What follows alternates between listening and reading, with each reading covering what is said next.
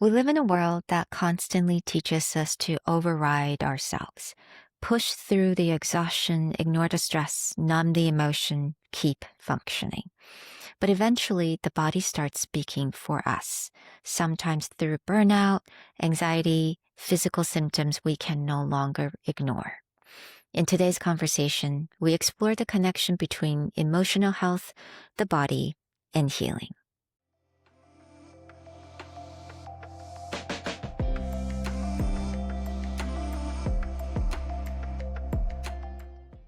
Hello, everyone. Welcome back to Soft Power Project.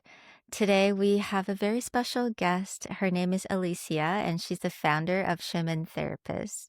And she is a certified complementary therapist based in Switzerland. And I know she's an expert in traditional Chinese medicine and German New Medicine as well. And I love her approach on really understanding the symptoms. And I thought that was incredible and really interesting. So, hi, Alicia. Hi, Sherry. Thank you so much for inviting me into your podcast. I'm really grateful for this opportunity and happy to be here today. Yeah, I would love to talk to you about just kind of how you stumble upon traditional Chinese medicine and now German New Medicine as well, and just kind of the journey through that because it's quite unconventional. So when I was in my last year of high school, so I was 18 at the time, I started having really severe panic attacks and anxiety attacks. And at the time, I felt really unsupported. Plus, it's a difficult year for everyone because you're supposed to choose where you're going to go for university. There's a lot of exams, so you're going under a lot of stress. But the whole situation was there was not much support from the doctors because no one explained what was going on. They just ran some tests and told me to take these pills because I would feel better. And after doing my own research, I understood that it was actually like medicine for anxiety, but they never told me to go and see a psychotherapist or anything. So I never took the medicine because I didn't want to go that way. And right after I finished high school, I actually started traveling. I spent a lot of time in Asia, in India, Nepal, and Thailand, and Indonesia. And that's where I actually started discovering an alternative world, right? So a different approach, Buddhism, Ayurvedic medicine. I did my yoga teacher training and took part in some uh, silence retreats and Buddhist temples. And when I got to Switzerland, that's where I started studying traditional Chinese medicine. And from there, a whole new world opened to me. So like getting to do this as a job was actually because of my personal experience, because of what I've been through. And that's what helped me finally feel better. So this is what I do now. I'm guiding people that are going through the same to help them find their own way out without using conventional Western medicine. I wanted to ask you about that moment when you were 18 and the doctors prescribed you the two pills that you found out is anxiety medication. And I thought it was really interesting because right then and there, you decided that you didn't want to go with that. You're not okay just to put that in your body.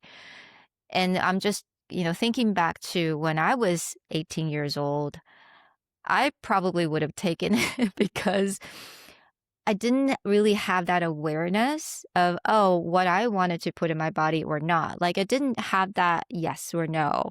I didn't have that intuition.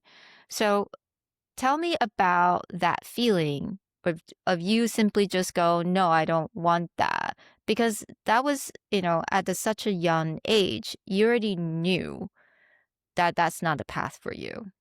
Well, I have always been a rebel, so I don't know how conscious I was of that decision, but like in that moment for me, it was just like, yeah, no way, I'm not doing that. I cannot really say maybe if the approach of the doctors was a bit different, you know, like if there was more communication, more explanation, maybe I would have taken it, but like seeing their how they actually treat people, especially of such a young age when you still understand nothing about the world, right? Because you don't really understand much when you're like becoming an adult. I think that that for me was also like like my intuition told me to do not trust these people because they don't actually care about you, and that was unfortunately not my only experience with doctors that would treat you that way without explaining, without walking you through the process. You know, I've had other injuries and maybe because I did a lot of sport and the approach was always the same. So it was not my first time to not trust the figure that was telling me just go that way because there is more to it. And I think that maybe slowly it's changing a little bit. I hope that there is like a better approach nowadays, especially here in Switzerland. Like until now, I've been really lucky with nice people. But I think that in a lot of countries, it's still something that we have to work on. So that was also one of the reasons why I said, okay, I want to bring a change in this, right? Because if I'm seeing client, then like I'm fully here for you, actively listening to what you're going through and trying to guide you through the process. And doctors probably don't go through that part of education. So it was my rep part showing up. No, how does it work in Taiwan? Do you feel that the approach is similar, or have you had better experiences? It's really interesting because I've always been like, oh gosh, I'm very different from you because you said you're a rebel. I would say I was a very oppressed people pleaser. Like I had to follow the rule. I'd never say no to my parents. So actually, my dad only believes in Western medicine even to this day. But my mom only believes in traditional Chinese medicine even to this day. So I definitely consumed both. And actually, from the age of 14 till about 24, I only had traditional Chinese medicine because I thought I needed to listen to my mom. That was really the main reason. And it was accessible in Taiwan. But later on, I think only these few years, I started to try to understand traditional Chinese medicine from my perspective, how I wanted to, you know, do I wanted to put this in my body and why? And so for me, actually, it took me way longer, even though I was taking traditional Chinese medicine, but it was a very different reason. So now I'm like actually trying to learn about it and understand how my body reacts to it. Yeah. It's never too late. It's always a learning process. So I was also really lucky that growing up, I traveled a lot with my parents. So I was born in the Czech Republic, but my dad is Italian, but my mom is from the Czech Republic. And we traveled a lot because of my father's job. And so we lived in Puerto Rico, in Bulgaria, in Egypt. And then I finished high school in Czech Republic. And I think that it was actually a really hard process growing up without having any roots because there's a lot of changes going on. But I'm really, really grateful for the opportunity to grow up this way because you see so many different people, so many different cultures, and it just gives you the possibility to understand that there are other perspectives to every situation, there are other opinions, every culture has a different approach to everything. We can see that so much, for example, with funerals, right? Like here in Europe, when there is a funeral, there's like a lot of people dress in black. It's a very sad situation. Whereas if you go in Asia, there is a lot of countries that actually celebrate life and going. onto the next step of like afterlife, right? Or a reincarnation. So I think that it was also this to help me always question everything, which is not, it can be hard sometimes, but I'm someone who questions every single thing. So before making a decision, I will always go and do my research and try to look at different people's opinions because there is not one single truth, right? Like we all live our truth. I love that because I think it's that your curiosity, and you mentioned before, being kind and actually care for your patients. And I think that kindness and curiosity that really carries you and actually leads you to where you are right now as someone who actually treat patients with a lot of care, with a lot of curiosity. And I think it's such a beautiful place to be in. Yeah, like you said, I can imagine it to be very difficult because, I mean, at such young age, you started to wanting to take things apart and inspect it differently. You don't just take an answer flat out. You have to think for yourself.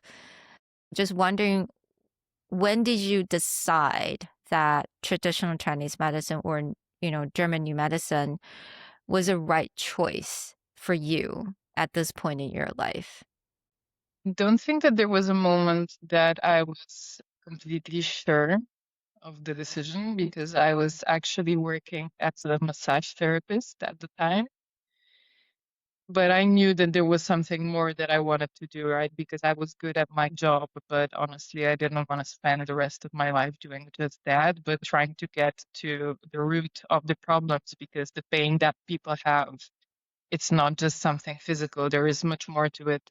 And so I found this school and I went to a I went to a seminar, just a weekend seminar of Qigong with a Chinese master. And I told myself, okay, I will try. So at least see what kind of approach there is, from the people from the school and about the method, because I actually knew nothing about Chinese medicine. And I was completely blown away after that weekend because he's a beautiful person. Like I had the other courses with him uh, after the next years too. And I completely fell in love with the approach after that weekend. So it was actually that told me like, okay, this is something that I want to learn. I want to know more about it and go deeper because he also had like such a special presence. He's nearly 70 years old now, and we're not used to that kind of energy here in Europe, someone so present in the moment and you can actually feel it. And I think that was his seminar was what actually told me, okay, go and try this because it's gonna be worth it. Wow. That must have been a really powerful moment. And I mean, is there a way that you could sum up that approach? Because you said that this is the approach that you like, and actually for this moment, are there a couple of adjectives or words that you could actually sum it up for us? What that approach or what traditional Chinese medicine means to you? It was the first approach that I felt like actually sees the body, emotions, and the spirit as a whole. Because even in Qigong, you're working with energy, you're working with your physical body, with your emotions, and everything has to be taken in consideration. And you're doing either exercises, if you're doing acupuncture, if you're doing cupping or moxa or whatever it is, because what I was used to before is like, okay, we're just looking at the physical part or we're just looking at the emotional part, but traditional Chinese medicine puts everything together. And if there is one part that is not completely imbalanced, then even the other parts are going to feel different, right? So we have to work on all these things. Like we have to take care of our body, we have to take care of our spirit, but also of our emotional health to actually be healthy. So for me, finally understanding that I can work on all these things I think that made me make the click that I needed to start studying alternative medicine more in depth, because from there I then studied color puncture, kinesiology, ear reflexology, foot reflexology, like many other methods that consider every single part. What I see often, even here in alternative medicine, is that people unfortunately still think like, I'm gonna go to a therapist, whether it's a doctor or whether it's an alternative medicine therapist, and he's gonna do the work for me, right? Because whether you're using needles or a massage or Chinese herbs, whatever it is, I'm looking for the answer like outside. Someone is going to help me resolve my problems. But I think that the really important change that we have to do if we really want to see a change, if we really want to heal, is that the therapist is only there to guide you. I can help you with your energetic state in that moment, but the biggest work, like I have to do the biggest work, right? Because I probably need to change my diet.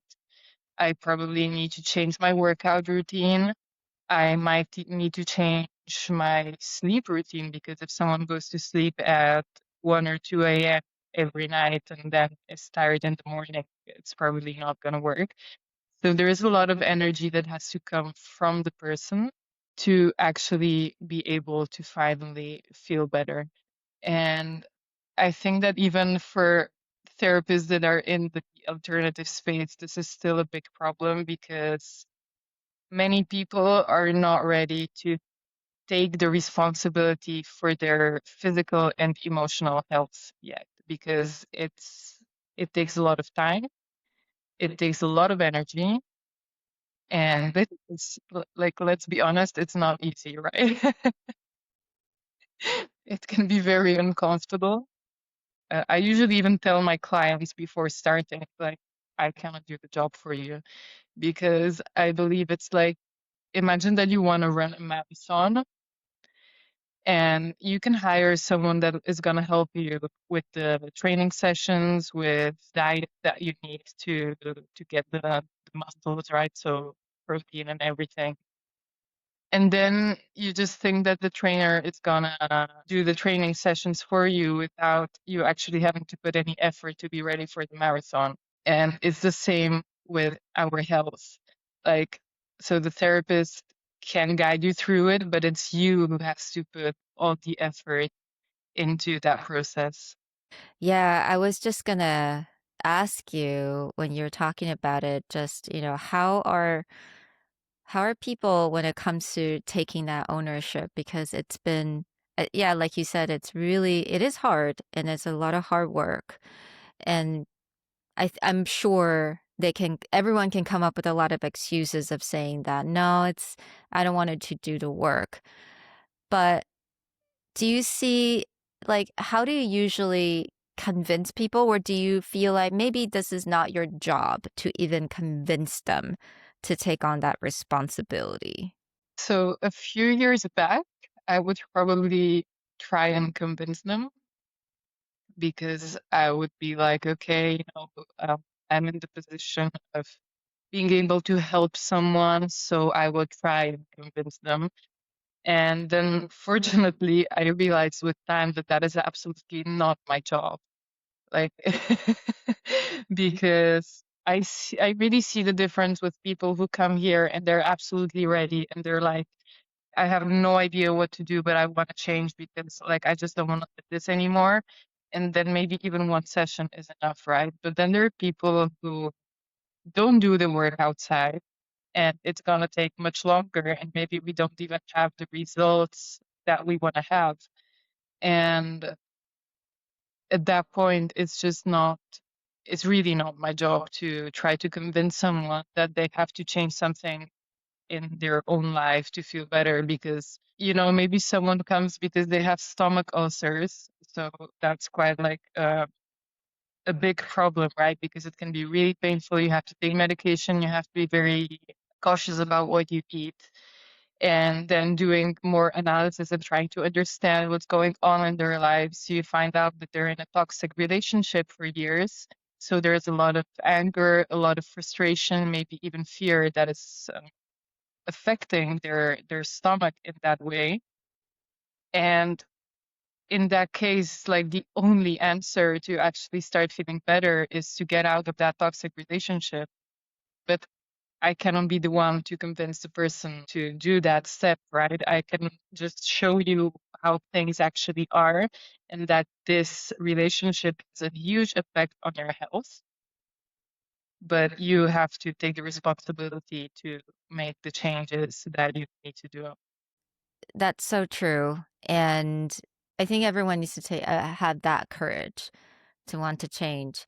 And I really love your approach on really talking about the symptoms as well. Again, like you go in depth, like you talk about the connection between not just really treating the symptoms, but like looking at the emotional aspect of it, the nervous system and everything, because everything is intertwined.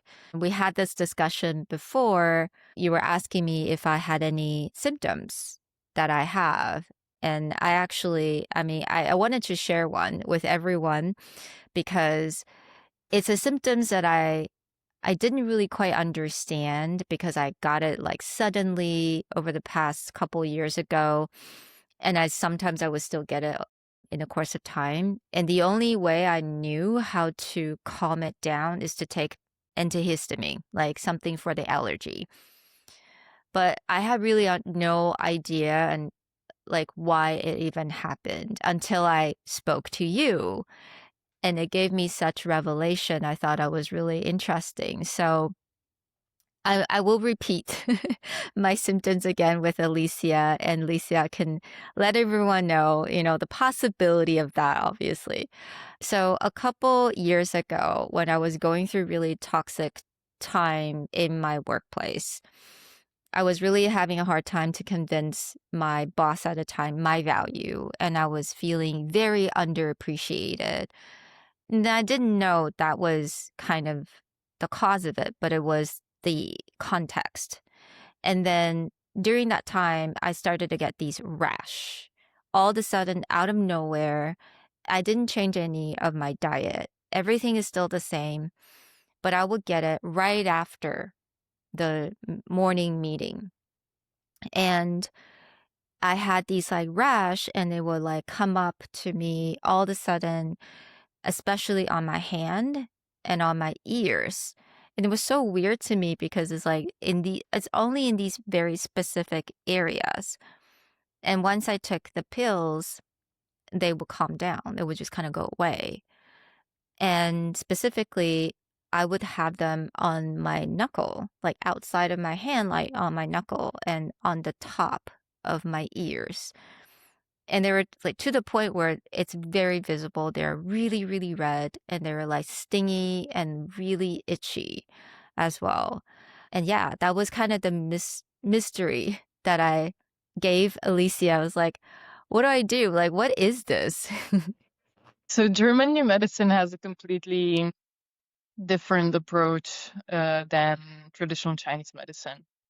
Because in German new medicine, it's really important to understand what was going on in your life the moment that symptoms started, because then it really depends on the type of the tissue and the part of the body. But most of the tissues is basically when the symptoms start, you're going into the healing phase already.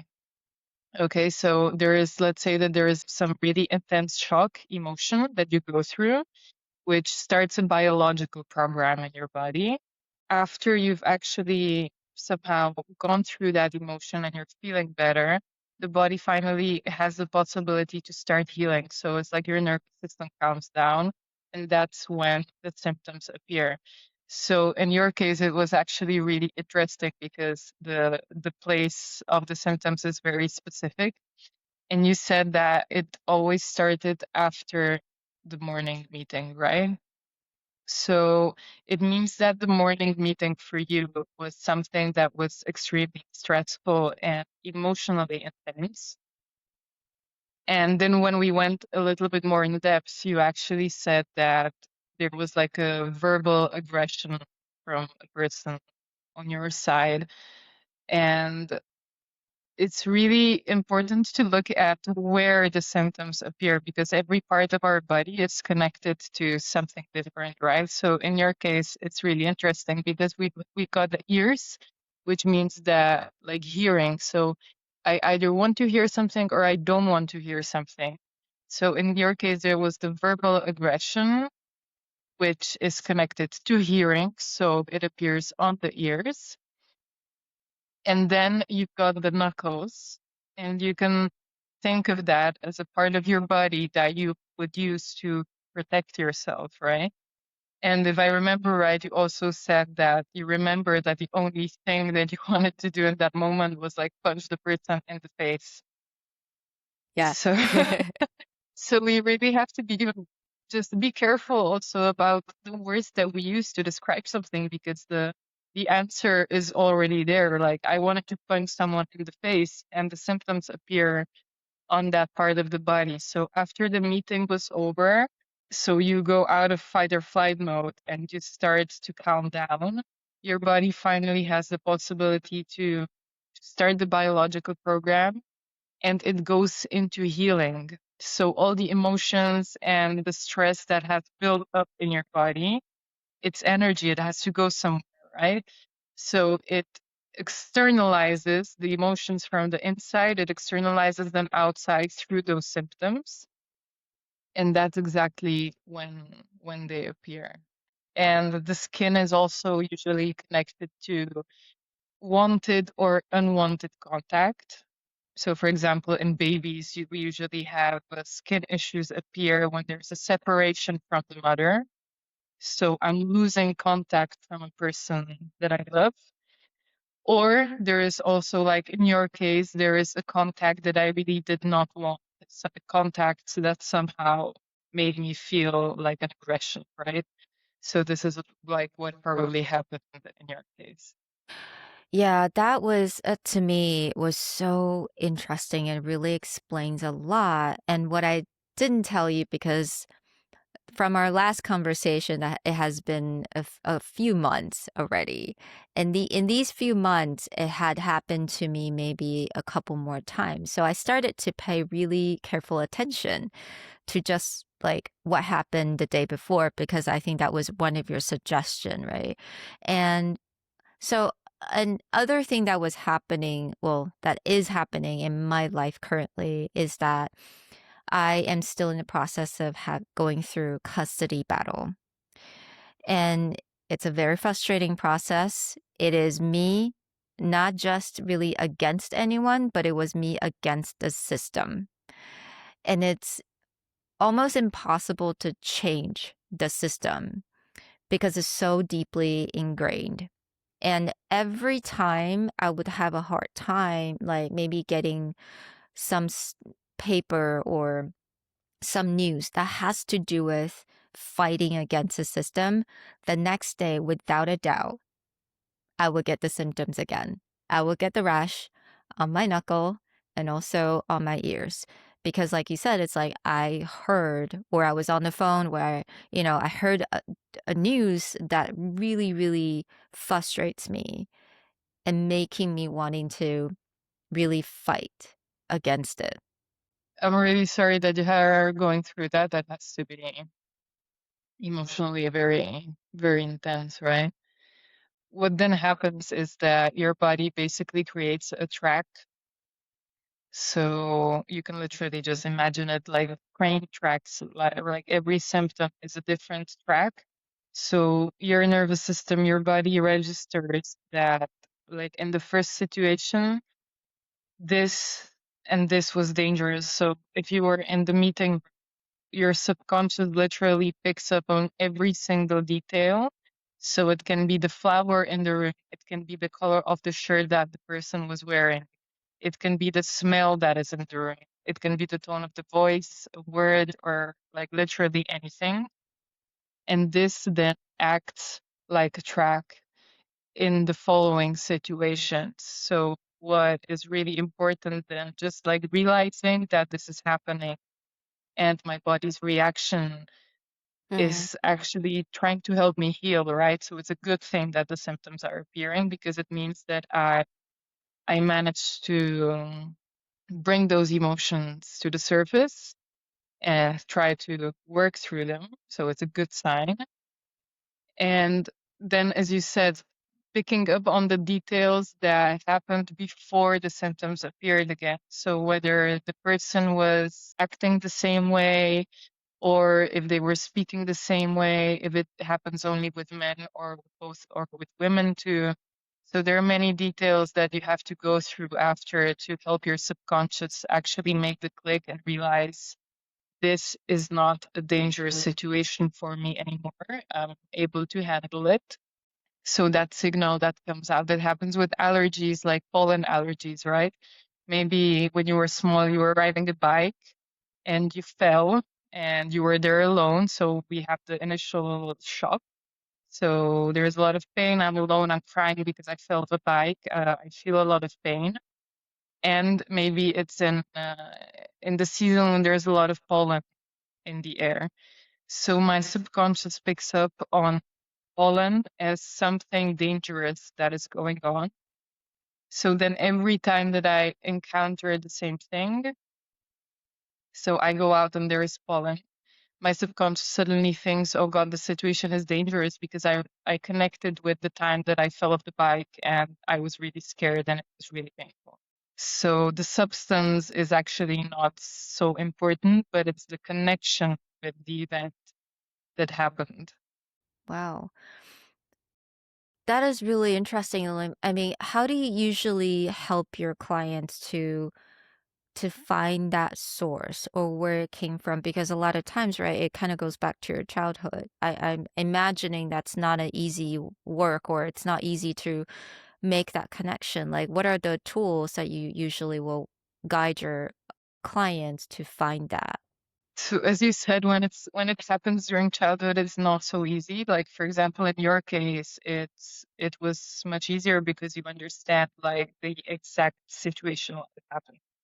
So the first thing is that people actually have to believe it, that they can heal from this, because we often have this kind of fear, like we receive a diagnosis from a doctor and it's forever and you cannot get rid of it, right? So you have, I don't know, if you're allergic to gluten and this is it for the rest of your life, you're not allowed to eat gluten.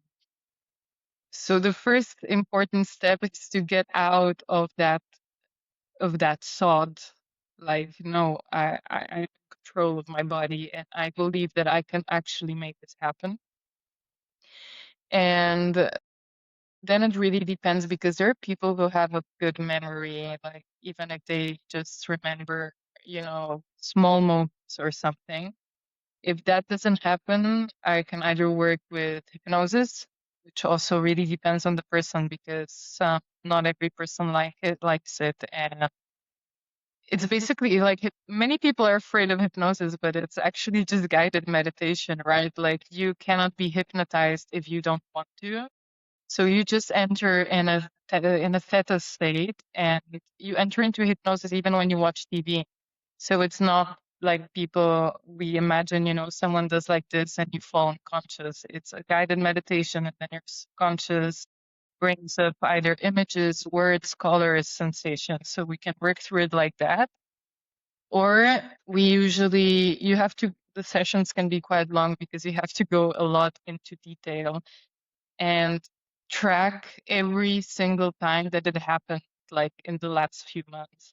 So we start from now going backwards to try to understand every single track that there is, So it can be, for example, with the gluten, it can be, especially when you're eating in company with someone, that you have a worse reaction, or it can be when you're eating out in a restaurant, like there is not always the same reaction, for example. Just to make another example with the gluten, it's usually because you were eating. So let's say you were eating a pizza or a pasta when you were small, and your parents in that moment had a really big fight. So you heard them shouting in the kitchen. And that for you was somehow a very intense emotional moment, right? Because you felt alone, you felt scared, and it was just too much for you. So from that moment on, your body recognizes gluten as something dangerous because it was part of that situation. It can also happen now that you're an adult. Maybe you're eating a toast and you get a really bad email that you're being laid off from work. So from that moment on, like I'm completely shocked and I feel isolated and I'm eating a toast while I just found out something really bad happened. And from that moment, I will probably, it doesn't have to happen to everyone, right? It's not always like that, but every one of us reacts completely different to different situations. So, for example, if you have an accident, like a bus, let's say that a bus has an accident on the highway, every single person will probably go through a different emotional reaction. So a different biological program will be activated, which means that a different symptom will appear. Because someone can be afraid of dying, someone can be afraid of getting paralyzed, someone can be afraid of losing another person. So it doesn't always mean that the same situation will bring the same emotional reaction and the same physical symptom. So it really depends on how we grew up, what we've been through, the traumas that we already have. So our past plays a really big role in our well-being and on our reactions. And the most important thing that we can do to have as little emotional and physical reactions in the future is literally like working on our emotional balance right now, but also understanding that like the only sure thing that there is in life is change. So we absolutely cannot change what happens to us, but the only thing that we can control is how we react to what happens to us. And those are like those reactions are really important because that's what then activates biological programs and your physical symptoms. So we can start working on our emotional well-being, like someone shouts at you. So the only thing that I can do is like work on my emotional state in that moment, on my presence and on my control of feeling safe in that situation without feeling the urge to shout back. Yeah. Yeah, so I think that's really interesting when you talked about how the only thing constant is change, because that is exactly my learning from all these rash reaction, that I get every time I would hear a piece of really frustrating news or, about court, about the system. Because here's the thing, I cannot change that, but I can change how I want to react. So, to be quite honest, I think having that conversation with you, a few months back and even today, it really solidified that learning to me is that I really need to just develop a new way of reacting to these constant change in my life. And so I wanted to say, I feel like being your client, they're in really good hand because they're very lucky. You're guiding them through these really, honestly difficult time, but it's really necessary for them to learn a new way of coping with the reality or the world because the world is quite chaotic, right? Recently. It's too chaotic, I would say, especially like from the start of the year. I feel that Yeah. there's been like so many, not just in my personal life, but also as a collective. Like we've been going through so many terrifying news, like one month after the other, there is always something going on, right? And like me being a rebel, I usually don't have a problem with whatever happens on the news because I honestly don't care. That doesn't mean that I don't care about others' well-being, but it just means that I don't really trust what's being said on the news, but I think that this year was pretty intense for everyone emotionally because there's been a lot coming up, right? Like the Epstein files and war and energetic lockdown, like so much going on.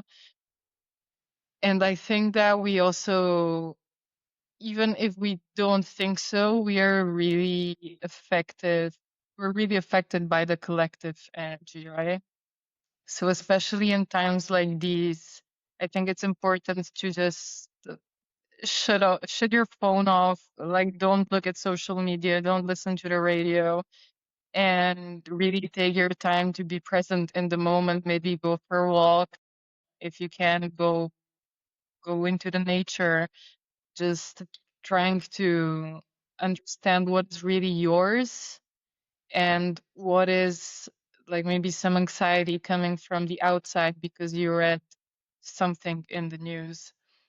So especially in moments like these, like for our well-being, that's what I feel that I really need. Just don't look at my phone too much, don't read the news too much, don't listen to too many videos that are speaking about fearful events or something that is really emotional, because that's also what they kind of want to do, right? Because people that are scared are more easily controlled. What I also feel that has changed a little bit in the last years is that somehow, unfortunately, I always have like younger and younger patients. I work with kids too. And there are so many kids, like starting even from 6 year old, that actually suffer from anxiety already. And like on one side, I'm really happy that I can help them somehow. They're usually much easier to treat than adults because they don't have so many, patterns stuck. They just believe it's gonna work and it works much faster. But it's also a little bit scary that so many children and young adults are in this emotional state, because I think that the pressure from society and school and our expectations, like they're so big, and then you get to university and the job market is so saturated that you will probably never find a job that you actually want. I really hope that something is going to change, like on the collective level, to for us to actually be able to feel well, because we can work on ourselves personally as like a lot. That's a really big part. But our surrounding settings are also extremely important, right? Because I can have a loving family as a child, I can have loving parents, I can do a lot of extra school activities that make me feel good. But if I have to spend 8 hours every day in a school where I'm being bullied, or where there are teachers that treat me without respect, that's definitely not going to help the person to have a stable emotional life. And I feel like, with this conversation, I really learned that thoughts, words, and just what we consume, that matters more than anything we can ever imagine, because having fear, that could actually translate into physical symptoms. And yeah, I think that would resonate with a lot of us, especially women. It's such a chaotic time, and it's up to us to really protect ourselves because no one will do that job for us. But I also feel like I'm really grateful to know you and your work, because it's so needed at this point, and your just with your guidance to actually allow people to understand why they're experiencing this, and symptoms is not something that you just need to take a pill and let it go away. Like, it can also allows you to rewire your thoughts and your thinking, and I think that's just so needed right now. I love to know that, I ask this to every single guest, is what is your definition of soft power? So what came in mind first, and it stays the same, is for me, like the feminine is and the emotions are connected with water, because even in I don't know if you know Carl Jung, in his its definition of dream analysis, water in our dreams represents emotions, and emotions are connected with the feminine, right? So for me, it's literally like I can just visualize water flowing because that's what like soft power means to me. Not being in the first line, trying to force something, but water just flows anywhere. It always finds a way somehow.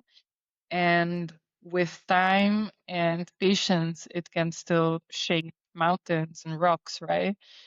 So I think that this is the difference like between the masculine and the feminine, that there's no need to maybe push over boundaries with violence or like step into power too much, but working more, I don't want to say in the background because it's not always that way, but maybe just to imagine it like working more slowly in the background, but being able to go more far, further away, getting closer to our goal. No, I think I understand what you're saying is that just like water, right? It may not seem forceful, but through time, with patience, it's just as powerful. But because it worked in such a softer way, that it actually has more impact, and impact is more long lasting than anything else. And yeah, I agree. I think that's something that, oh gosh, it's so needed right now. Especially in the fire horse here. We need a little bit of the water elements to calm things down Especially. because it's been quite a ride until now. 100%. I just want to say thank you so much for joining me in this conversation. I'm going to leave all of your information in the show notes below. Please come and check her out. I think Alicia is just doing such important work right now. And do you actually do any like Zoom call or like Google Meet session with someone who's not located in Switzerland? Yeah, absolutely. I work also online with clients with the German new medicine and even traditional Chinese medicine nutrition because that's what we can do like long distance. I have my Instagram. You can find a free masterclass on the basics of German new medicine to understand a little bit better what it's all about and maybe how you can start analyzing your situation. And there's also my contact email that if someone is interested, they can contact me. And thank you so much for what you do because I feel like it's really important, that you invite women to your podcast to tell their stories and uh, the project that you've created. I just find it really, really interesting and I think really helpful for other people who listen because I think that personal stories that are somehow relatable to others are, for me personally, are usually the ones that have made the biggest change in my life. So thank you. No, thank you so much, Alicia. Just contact her if you need her help or check out her content. And yeah, thank you so much for today. And we'll talk to you next time.